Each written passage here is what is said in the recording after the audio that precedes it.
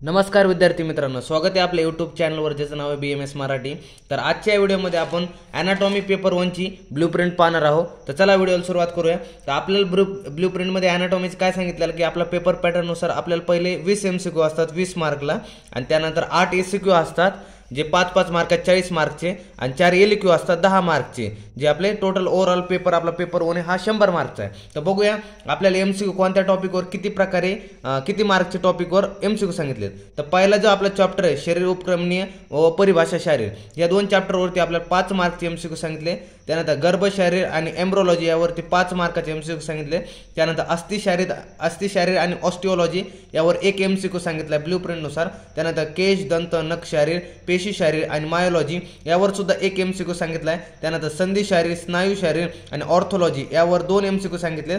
त्यानंतर nervous system यावरती 4 MCQ सांगितले। त्यानंतर एंडोक्रायनॉलॉजी आणि लिम्फॅटिक सिस्टीम यामध्ये आपल्याला 2 MCQ सांगितले। अशा प्रकारे आपल्याला टोटल 5 आणि 5 10 आणि 10 आणि हे टोटल 15 आणि 15 आणि हे 5 20 असे ओव्हरऑल 20 MCQचं डिस्ट्रीब्युशन दिलेलं आहे आपल्याला। त्यानंतर आपल्याला ACQ सांगितलेत की ACQ कोणत्या पद्धतीने आणि ACQ कोणत्या चॅप्टरवरती असतील। तर बघून घेऊया काय सांगितलंय। जो आपला पहिला चॅप्टर असते शरीर उपक्रमणीय व परिभाषा शारीर, या आयुर्वेदिक चॅप्टरवरती आपल्याला पहिला ACQ पाहायला मिळणार आपल्या पेपर 1 मध्ये ॲनाटॉमीच्या। त्यानंतर गर्भ शारीर किंवा एम्ब्रोलॉजी या आयुर्वेदिक किंवा मॉडर्न या टॉपिकवरती आपल्याला दुसरा ACQ पाहायला मिळेल। त्यानंतर अस्थि शारीर किंवा ऑस्टिओलॉजी यावरती आपल्याला तिसरा जे ACQ पाहायला मिळेल। त्यानंतर केश नख दंत शारीर किंवा पेशी शारीर किंवा मायोलॉजी यावरती आपल्याला चौथा ACQ पाहायला मिळू शकतो। त्यानंतर त्याच प्रकारे 5वा जो ACQ असणार आहे तो केश नख दंत शारीर किंवा पेशी शारीर किंवा मायोलॉजी यावरती असेल।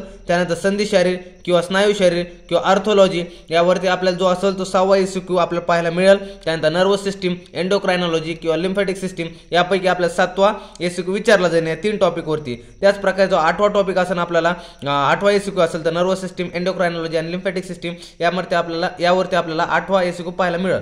त्यानंतर जो आपल्या LQचं पाहायला मिळेल जे 4 LQ असणार आपल्या 10 मार्कसाठी 1 LQ असणार आहे। जो पहिला जो LQ असणार आहे ते आपल्या गर्भ शारीर किंवा एम्ब्रोलॉजीवरती फिक्स असणार आहे की या 2 चॅप्टरपैकी जो पहिला आपल्याला LQ पाहायला मिळणार आपल्या पेपरमध्ये। त्याच प्रकारे दुसरा अस्थि शारीर किंवा ऑस्टिओलॉजी मध्ये आपल्याला एक बोन विचारला जाणार आणि तो बोन फिक्स असणार की आपल्याला 10 मार्कसाठी एक बोन विचारला म्हणजे जाणार। त्यानंतर तिसरा असणार जो LQ असणार आहे तो संधी शारीर स्नायू किंवा ऑर्थोलॉजी, म्हणजे आपल्याला इथं मोस्ट ऑफ द चान्सेस जॉईंटचेच राहणार किंवा संधी आणि ऑर्थोलॉजी आयुर्वेदिक प्लस मॉडर्न दोन्ही लिहून आपल्याला एक जॉईंट पेपरमध्ये विचारला जाऊ शकतो। आणि याला ऑर म्हणजे स्नायूवर सुद्धा बी मागच्या काही प्रिव्हियस इयरमध्ये स्नायूवर सुद्धा LQ पडलेला आहे, आणि ह्याचे स्नायूचे किती चान्सेस असू शकतात की एखादा दुसरा जर ऑड क्वेश्चन आला तर स्नायूवर सुद्धा LQ पडू शकतो।